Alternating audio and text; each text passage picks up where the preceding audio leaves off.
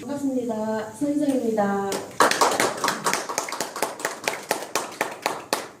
제가 그렇지 않아도 목소리가 이쁜 여자가 아닌데 감기까지 걸려서 좀 불편하시더라도 선생님 이해해 주시기 바랍니다. 예, 저는 잠시만요. 네. 시간은 제가 말씀한 30분입니다. 그 알겠습니다. 5분 전에는 제가 카드를 예, 드리겠습니다. 알겠습니다. 네. 저는 경기도 연천에서 지역아동센터라고 아동복지시설을 운영하고 있습니다. 아동복지시설을 운영하면서 이제 2006년인가 2007년부터 동북공정으로 인해서 역사에 우리 참역사, 우리 제사학 역사에 관심을 가지고 따로 공부를 하고 있었습니다. 그 삼태석이라는 단체에서 공부를 하고 있는데, 사람이 이제 주업 외에 그 사람이 무엇을 하는가 보면은 그 사람에 대해서 알 수 있다잖아요. 그래서 주업은 아이들 돌보는 아동복지를 하면서 이제 거의 많은 시간을 역사책 보고 우리 제야 역사 공부하는 데 시간을 많이 투자하고 있습니다. 그러다 보니까 이제 저도 이제 새로 알게 된 내용들을 동네 분들이나 친구들한테 우리가 배운 거 시민사학이라고 해. 이거 잘못된 거라고 해서 말을 해도 일단 제가 뭐 역사 관련 쪽에 자격이나 라이센스가 없으니까 제 말이 별로 먹혀들지를 않더라고요. 그래서 이제 안 되겠다 싶어서 짬을 내서 이제 서울에 있는 모 대학교 이제 석사 과정도 그것도 역사로 했습니다. 그렇게 하고 나니까 이제 제가 하는 말을 일리가 있구나라고 받아들이는 면도 있더라고요. 그래서 이제 저는 오늘 마침 제가 이제 저는 사회복지사입니다. 사회복지사로서 이제 실선에서 일도 하지만 사회복지사들은 1년에 한 번씩 그 복지사 의무 교육을 받습니다. 의무 교육을 받는데 제가 이제 강사로 신청을 해가지고 사회복지사들에게 강의했던 내용입니다. 이 내용이. 그런데 이제 마침 또 우리 박정환 회장께서 홍익인간에 대해서 또 연구를 하고 계신다 하시길래 연락을 드렸더니 흔쾌히 그러면 또 선생님들께서 한번 소개해라 해서 오게 된 거고요. 생명구제에 녹아든 홍익인간이라는 제목인데 홍익인간이라는 제목에 대해서는 여러 선생님들께서 연구를 하셨기 때문에 제가 따로 드릴 말씀도 없고 일단 저는 이제 우리 역사 속에는 과연 그 홍익인간이 어떤 형태로 녹아있는가 분명히 녹아있고 생활, 문화나 역사, 사회나 종교 속에 다 녹아있지만 특히 이제 홍익인간이라는 용어가 보호 대상자들을 위한 보호 대상자를 이롭게 한다는 뜻이 좀 더 많지 않습니까? 그래서 보호 대상자들을 어떻게 살폈는가를 봤습니다. 근데 애석하게도 이제 이게 우리 사회복지도 마찬가지로 식민지 시대의 영향으로 사회복지 시설이나 사회복지학이나 사회복지 학교들도 우리 역사 속에 있는 사회복지는 가르치지 않습니다. 그 들여다 보려고 하지도 않고요. 근데 우리나라에는 한두 분 정도 사회복지, 우리 역사 속의 사회복지에 대해서 연구하실 분이 한두 분 정도 있는데, 이것은 이제 논문이 나와 있거나 그렇지도 않습니다. 제가 삼국사기하고 조선왕조 실록하고 고려사에서 발췌한 내용들을 가지고 선생님께 말씀드리겠습니다. 일단 사회복지학의 역사는 다 서구 학문으로 서구 학문으로 가장 사회복지의 역사를 하면은 모든 사회복지사들은 대학교에서 영국의 엘리자베스 여왕의 구빈법을 시초로 배웁니다. 그게 1601년도의 일입니다. 엘리자베스 여왕의 구빈법은. 근데 우리 역사에는 보니까 이미 서기 전부터 그런 기록이 있더라고요. 일단 용어부터 먼저 보시면 이 홍익인간에 대한 용어들은 선생님들께서 다 연구를 하셨으니까 넘어가는 걸로 하고 저는 빈민구제를 어떻게 했는가 우리 조상들이 장애인 복지와 아동복지를 어떻게 했는가 그것에 대해서 알아보겠습니다. 우리 기록에는 복지라는 용어는 나오지 않습니다. 다만 해율, 구율, 구빈, 무료 여기까지의 용어들은 조선왕조 실록까지 나오는 용어고요. 사회사업이라는 용어는 대항쟁기 때 썼던 용어입니다. 사회복지는 자유당 시절에 이승만 대통령 때부터 사용했던 용어입니다. 지금 우리가 사회복지라는 용어를 쓰고 있죠. 그래서 이제 빈민구제와 장애인복지와 아동복지와 어르신복지, 노인복지로 4가지 파트를 볼 건데 먼저 빈민구제, 가난하고 배고픈 사람들 어떻게 구제했는가를 먼저 보시겠습니다. 대동사관이라는 책은 생소하실 수도 있는데요. 1929년에 김광이라는 분이 쓰신 책이에요. 쓰신 책으로 우리나라 통사입니다. 그 책에 대동사관 후조선기, 일명 기자조선이 있었다 없었다 논란이 있지만 일명 후조선기에 문해왕 원년에 이게 서기 전입니다. 서기 전 843년에 윤환법, 이게 이제 다른 곳에서는 진대법이라고도 나오는데 이미 그 책에 윤환법을 시행했다는 기록이 있습니다. 진대법 말씀 그대로 아시다시피 이제 춘대 추납, 봄에 빌려줬다가 곡식을 가을에 거둬들이는 그 법을 이미 서기 전부터 시행했다는 기록이 있습니다. 675년에는 재양원, 구제할제 기를량, 재양원을 설립하여 환과 고독을 구제했다는 기록이 있습니다. 이 환과 고독은 호랍이 환, 과부과, 고하고, 독고, 노인할 때 독자입니다. 이 환과 고독을 구제했다는 기록이 서기전 670년부터 나오는데 중요한 것은 우리 민족은 이 주요보호 대상자를 환과 고독이 주 대상자였습니다. 이 환과 고독이라는 용어는 이시조선 말 고종황제 38년까지 나옵니다. 1901년을 끝으로 보이지 않거든요. 그전에는 근세조선, 고려, 삼국시대 다 나옵니다. 이 기록이. 근데 여기에 대해서는 사회복지학계에서도 관심을 가지지도 않고 사회복지학 내에서는 이런 기록조차 무의미한 것으로 보니까 참 저로서는 안타까울 따름인데 마침또 제가 이거 공부했다고 선생님들께 알려드릴 수 있어서 다행입니다. 최초의 기록은 삼국사기 신라분기에 나옵니다. 이제 신라 3대 유리 이사금 때 나오는데요. 수요 굶주림으로 할멈이 굶어 죽는 것을 보고 유리 이사금께서 내가 보잘것없는 몸으로 많이 있으면서 백성들을 부양하지 못하여 노인과 어린 것들을 이렇게 극심한 상황에 처하게 만들었다. 이는 나의 죄이다. 이때 임금들께서는 나의 죄라고 이렇게 그런 사고가 그러셨다는 것을 알 수 있습니다. 여기서도 보시다시피 아직도 이 서기 전입니다. AD 28년인데 이때 이제 유리사님께서도 환과 고독을 살펴서 널리 구제하라 라고 했고 여기 뒷기록에 보면은 이때 처음 도솔가를 지었다. 이웃나라 백성들이 많이 왔다라는 기록이 있습니다.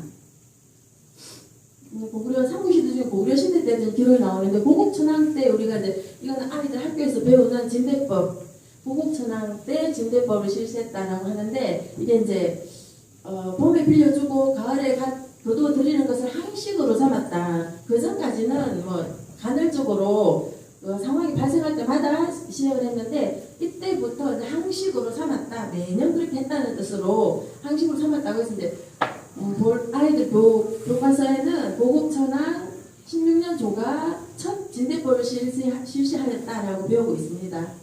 여기도 마찬가지로 환과 고독이라는 기록도 나오고요. 이 고국천왕께서도 이렇게 말씀하시잖아요. 매우 가난해서 우는 그 백성을 보고 내가 백성의 부모가 되어 백성들을 이 지경에 이르도록 하였으니 나의 죄로다. 이 고국천왕께서도 본인의 죄로 여기신 거죠. 이것은 바로 이제 우리가 그 지배자가 바로 하늘이시다라는 그런 사정을 알 수가 있는 거죠. 말씀드렸다시피 환과 고독이라는 기록은 삼국사기에 11번, 고려사에 49번, 조선왕조실록에는 309번이 나오고 있습니다. 그 다음에 빈민구제로 고려시대 때는 어떻게 했는지 보시겠습니다. 고려 때는 왕건 즉위년에 거의 적위 표시 정도 되는 그 기록인데요. 이때도 또 기근이 들고 진력이 일어나서 죽는 자에 따르니까 짐이, 이것도 중요한 말씀입니다. 고려사에 나오거든요. 이 짐, 황제만이 자신을 짐이라고 하지 않습니까? 왕은 자신을 과인이라고 하죠. 그러니까 우리 고려는 근원 침대를 했던 나라라는 것을 알 수가 있습니다. 그죠? 그러니까 왕건께서 짐이 매우 민망하게 여긴다. 굶어 죽는 사람이 많으니까. 왕이 이런 백성들 1,000명을 찾아서 몸값을 갚아주고 돌려보냈다라는 기록이 있고요. 고려시대 때만 해도 구휼기간이 있었습니다. 지금은 우리 대한민국은 보건복지부이지만 구휼기간에 시식장, 베풀 시 음식시 음식을 베풀고 시 죽소 죽도 쏘아서 베풀었다는 기록이 있습니다. 이것은 이제 우리의 기록에도 있지만 서경의 고려 도경에도 나옵니다. 시죽소에 대한 기록이 개성 큰 골목 큰 곳에 큰 독을 놓고 항아리를 놓고 거기다 죽을 쏘아서 하루 저녁을 시켜서 그 다음날 먹이더라라는 서경의 기록이 있습니다. 물론 고려는 또 불교 국가였기 때문에 사원에서 많이 구제를 했더라고요. 근세조선에 와서는 좀 더 법들이 촘촘해지고 자세해집니다. 근세조선에는 또 흉년이 자주 들고 기록이 많기 때문에 자주 들었다고 하는 거겠죠. 구항 관련 법들이 그때 정해졌는데 그 중에서 이제 저는 숙종 44년대에 진율 사목을 가지고 와봤습니다. 모든 돈은 이때는 팔도겠죠. 모든 돈은 정월이나 2월부터 그 기간을 정하여 진율을 베풀라. 이제 보릿고개 바로 전이지 않습니까? 공물은 보리 수확 이전에 지급할 비용과 환곡, 이 환곡은 이제 빌려줄 곡식을 말하는 거거든요. 환곡이 떨어지게 걱정이 없도록 하라. 가난하여 농토가 없고 글식하는 사람과 소홀함이 없이 정밀히 기록하여 진율청, 이게 진율청, 이 진율 관련 관청이죠. 진율청의 곡식 곡물들을 나누어주라. 4만 자의 수가 많으면 그 수령은 중재를 입을 것이다. 여기서 이미 삼국시대하고는 조금 느낌이 다르죠. 삼국시대와 고려 왕정 때까지만 해도 백성이 굶어 죽으면 이것은 나의 죄이다 하셨는데, 지금 조선의 왕은 내도 책임지겠지만 고을의 원들, 수령들, 사망자가 많으면 수령들에게 중재를 입힐 것이다. 약간 천재의식이 약간 늦춰졌다는 느낌이 있습니다. 종자와 농사 지을 것까지 먹지 못하게 하라. 그 다음에 활인서. 고려시대 때는 개성에 두 곳에 대비원이 있었습니다. 동서 대비원이 있었는데, 큰대 자비비. 말 그대로 이제 불교 용어의 느낌인데, 조선에서는 활인서가 있습니다. 여기도 두 가지 동서 활인서가 있는데, 살활 사람인, 사람을 살리는 관청에서 여기도 고려 때처럼 시식장도 운영하고 시죽소도 운영했습니다. 지금 서울에는 동대문 밖에 있었고 서대문 밖과 이태원에 있었습니다. 지방은 필요할 때마다 이 진제장, 베푸는 진제장을 설치했고요. 조선의 기록에 보면 그런 게 있습니다. 이 시죽소 운영할 때 왕이 하루는 신하를 시켜서 가서 죽을 한 그릇 떠와 보거라 해서 떠서 왔는데 걸쭉하고 먹을만 했어요. 그래서 며칠 뒤에 또 한 번 불시에 가서 시죽소에 죽을 한번 떠와 보거라 했더니 너무 이제 옅하다 묽어 가지고 멀게 가지고 벌을 내린 기록도 있습니다. 그 다음에 이제 장애인은 지금 우리가 보건복지부에서 장애인 복지를 많이 잘 시행하고 있지만, 우리 역사 기록에는 장애인 이런 용어는 나오지 않습니다. 다만 폐질, 심한 병에 걸린 사람, 독질, 낫지 못할 병에 걸린 사람, 잔질, 몸에 아직 병이 남아 있는 사람, 이 정도로 장애인을 인식한 거지. 박서양처럼 서양에는 장애인을 기르지도 못하게 하고 장애를 가지고 태어난 아기는 죄를 많이 지었다고 해서 갖다 버리기도 하고 하는 그런 법들이 있었거든요. 사실 그런 법은 소크라테스나 플라톤 이런 사람들의 인식이었어요. 근데 우리 민족은 이런 사람들도 하나도 버리지 않고 다만 저 사람 몸에 병이 있을 뿐이다 라는 인식을 가지고 있었습니다. 고려시대 때 기록이 이런 독질자, 병자들을 돌보아라, 약을 지급하라라는 기록이 있고요. 고려시대 때 이렇게 이제 또 부양할 사람이 없는 사람 마땅히 동서대비원에서 편안히 살게 하고 양식을 지급하며, 동서대비원 개성에 있었던 거기가 큰 국립의료원이기도 하고 양로원이기도 하고 고아원이기도 했던 것 같아요. 그런 구휼시설이었던 것 같습니다. 여기도 환과 고독 기록 나오죠. 환과 고독과 종환자나 장애자는 관청에서 넉넉하게 진율하라. 내버려 두지 않았다는 겁니다. 나라에서 먹여 살리고 양식도 되어주고 했다는 거죠. 국민학 때도 황바고독이나 중환자와 장애자에게 관청에서 진료를 하라라는 기록이 있습니다. 근세 조선에 와서의 장애복지는 이 명통시라는 게 시각장애인들을 위한 큰 기관입니다. 이 명통시에는 조선 초기 기록만 해도 19번에 나오는데요. 여기는 시각장애인을 위한 기록인데 이 명통시에 쌀과 노비까지 하사했어요. 조정에서요. 그리고 이 명통시에는 그 시각장애인들은 기호제를 지낸다는 기록이 그렇게 많습니다. 그리고 점을 치기도 하고 독병을 외우기도 했고요. 그리고 이 명통시에 들어가 있는 시각장애인에게는 사대부 양반들도 하라 하지 않았고 하게 했다는 기록이 있습니다. 그러니까 청시하지 않았다는 거죠. 예. 뭐 조선 최고의 법전인 경국대전에도 장애인을 돌보라는 법이 있고요. 여기 보면은 중종 23년에 예조가 80세 이상의 맹인들을 예조 안에서 음식을 대접하는데 여타의 노인들도 모두 부축하여 대궐 들러오게 하고 맹인들을 예조에서 이후 예병 형국 예조에서 궁궐로 초대했다는 기록입니다. 신청이 아버지도 아마 이런 초대를 받아서 가지 않았을까 저는 생각을 해보았습니다.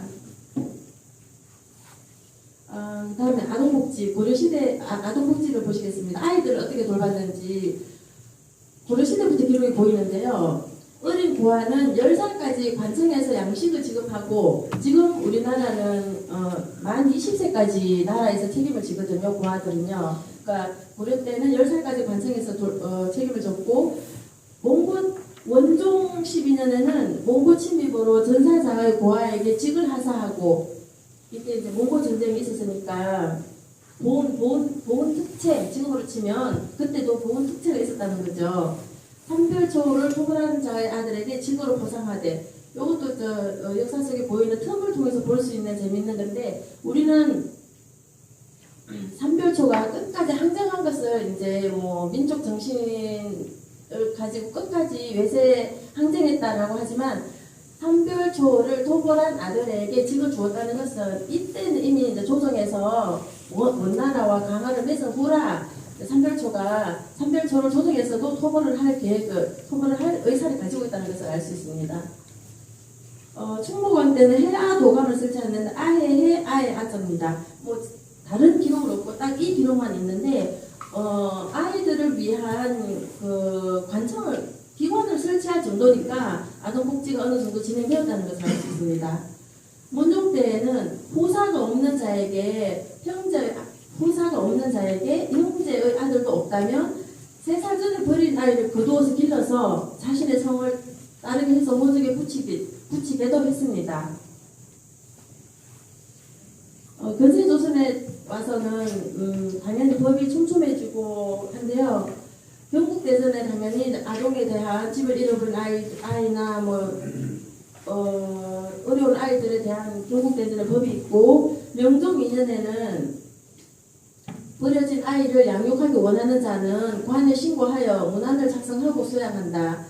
부모나 주인이 3개월 이전에 찾아가는 경우에는 양육에 든 곡식의 2배로 갚으면 보내주고 그 대신 길은 상선 닫지 말아라.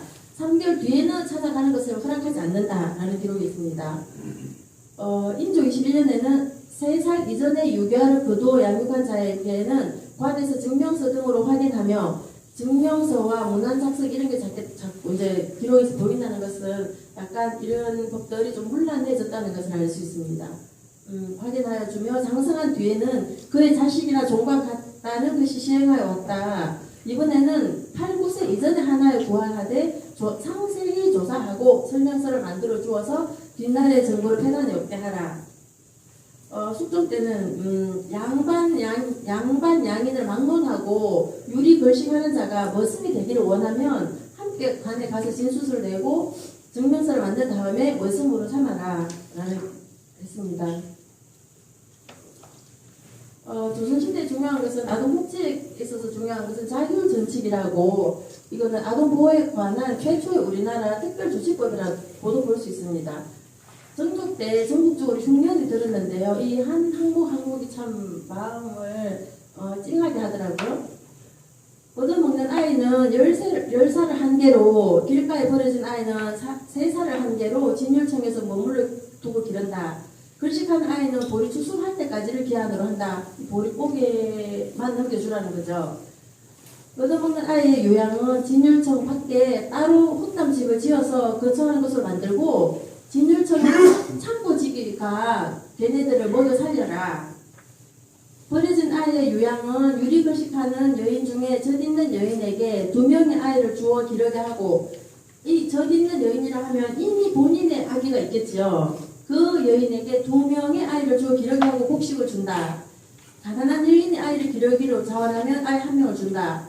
이렇게 하고 나중에 후속 조치를 하지 않은 게 아닙니다. 또 글식하거나 버려진 아이를 수양하거나 하는 자가 있으면 절차를 거쳐서 허락한다 했는데, 여기 보시면 글식아와 유기아에게 아까 여기 진율청 밖에 흙담집을 지어 거처로서 만들고 창고지기로 하여금 먹이게 했잖아요. 잘 먹였나 살피기까지 합니다. 글식아와 유기아에게 죽과 젖을 준 것을 매월 담당 간청에서 그 살찌고 파리한 것을 심사하며 죽을 먹이지 않은 창고지기와 유년은 문책한다 하였습니다. 글식하는 아이는 반드시 그 부모와 주인이 없는 것을 표준으로 한다. 글식한 아이는 반드시 그 부모와 주인이 없는 것을 표준으로 한다. 이것을 보면은 그 부모와 주인이 있음에도 불구하고 권력 가진 자들이 데리고 가서 키운다거나 힘으로 아이를 뺏어갔다는 것을 알 수가 있죠. 요양한 뒤에라도 부모 친척이 찾아가려면 그가 명백하면 장부에 기록하고 내어준다. 기록되어 있습니다. 그렇습니다. 어르신 복지에 대해서 보시겠습니다. 단군 세계에 보면은 초대 단군께서 말씀하셨습니다. 너희는 어버이로부터 태어났고 어버이는 하늘로부터 내려왔으니 어버이를 공경함은 하늘을 공경함과 같으니 그 같은 뜻이 만상에 미치게 되면 이것이 충론이라 라고 기록이 있습니다. 단군 조선 때부터 우리는 충과 효를 강조했다는 것을 알 수 있습니다. 그게 내려와서 삼국시대 때 보면은 이게 이제 괴와 장입니다. 아시다시피 괴, 의자, 장, 막대기, 괴장을 하사했습니다. 퇴직 관료에게 괴장을 하사했는데 이 괴장 하사 기록은 신라에만 6번 나오더라고요. 김유신 장군이 받으셨더라고요. 괴장을. 눌지 마립간 때는 남당에서 노인들을 초청해서 잔치를 했다고 하는데 이 남당은 왕의 명을 집행하는 기관이더라고요. 그것은 임금님께서 직접 이 노인 잔치를 챙기셨다는 것을 알 수 있습니다. 고려시대 때도 마찬가지로 고려시대 때는 여러 가지 제도가 생기는데요. 고려시대 때 눈여겨볼 만한 것으로 이 시정제가 있습니다. 시중들 시장정정 시중도는 장정을 줬다는 거예요. 나라에서요. 70세가 넘은 분에게는 한 사람, 80세가 넘으면 2사람, 90세가 넘으면 5명을 주었습니다. 당연히 고려시대 때도 강감천 장군을 비롯한 14명이 괴장을 하사를 받았고요. 치사록이라는 일곡봉도 있었고 노인직 70세 이상으로 관작이 없는 자에게 모두 노인직 관직을 주었다는 거죠. 과거 시험 없이 어르신들 그렇게 대우했다는 것을 알 수 있습니다. 효도휴가 문무 관리가 300리 밖에 거주하면 3년마다 문안휴가를 한 달을 주고 부모가 돌아가셨으면은 5년에 한 번씩 산소 다녀오는데 보름의 휴가를 줬습니다. 당연히 고려 때도 양로위원을 배치했고요. 임금님께서 직접 배치했고요. 국가 원로나 효자효소도 불렀다는 것은 효도를 장려했다는 것을 알 수 있죠. 국왕이 친히 음식을 대접했습니다. 그래서 이제 제가 시간이 되면은 고려상에 대한 동영상을 보여드리려고 했는데 30분 시간 안 되니까 선생님들 유튜브 아시죠? 가셔서 고려상 검색하시면 고려상이 어떻게 우리나라에 들어오게 됐나 알 수가 있습니다.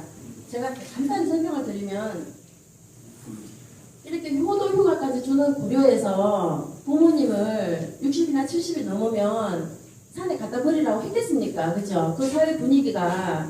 그런데 이 고려상이라는 내용 어디에 나오냐면 윌리엄 그리피스라는 선교사가 일본에서 낸 책에 나옵니다. 처음으로 나오는데 일본에서 낸 책 이름이 은자의 나라 한국 책입니다. 그러면 이제 미국 선교사가 써준 우리의 통사입니다. 우리나라 역사인데 거기에는 임나일본부설 임나일본부설에다가 신공화후 정복설 조선 조공설 다 그 책에 다 나오는 그런 책인데요. 그 책에 이제 이 조선에는 고려상이라는 제도가 있다고 나오는데 그것은 일본이 거의 날조했다는 것을 알 수가 있습니다. 이런 나라에서 고려상을 허락했을 리가 없지 않습니까? 조선시대로 와서 조선시대의 어르신 복지를 어떻게 했느냐 보시겠습니다. 조선시대도 당연히 노인직을 제수했습니다. 노인직은 관직이 없는 어르신들에게 관직을 주는 거고 가사제는 관직이 있는 어르신에게 한 등급 올려주는 겁니다. 세종 때는 노비에게도 공노비에게도 아까 그 시종터는 장정을 주었습니다. 당연히 조선시대 때 괴장을 145명에게 학살했습니다. 황희정성, 미소록 선생 이런 분들을 받으시더라고요. 공조하 요것도 이제 그 사임 후에 받았던 녹봉의 일종이고요. 기로소 60기 70로 기로소를 이거는 태조 이성계가 1394년에 이미 이 기로소를 지었더라고요. 기로소를 지어서 여기 이제 나이든 퇴직 고위 관리들의 여생을 즐겁게 하기 위한 곳인데 조선 시대의 그 학자 양반 가문에서는 이렇게 다 들어가는 것도 아니더라고요. 기로소에 들어가는 것을 큰 영예로 알았습니다. 임금님도 4분 기로소에 들어가셨어요. 네, 그리고 양로연도 지역별로 정기적으로 배치하고 경기 금방이나 한양은 임금님 직접 연회를 베풀었습니다. 이 근세 조선이 이러니 저러니 해도 또 세종도 성군이다 아니다 해도 기록에 보면 세종 임금께서 이제 승정원에서 임금님 우리 천안 종들은 양로연에 부르지 마시자고 올립니다. 임금님께서 아니다. 나이가 많이 드셨다는 것이 중요한 것이지 신분에 귀하고 천함을 따지지 말고 모두 초대해라. 나이 드신 분들은 하시고 그분들이 궁궐에 들어왔을 때 그 어르신들이 자리에 다 앉고 나서 임금님이 좌정했다는 기록이 있습니다. 제가 준비한 것은 여기까지입니다.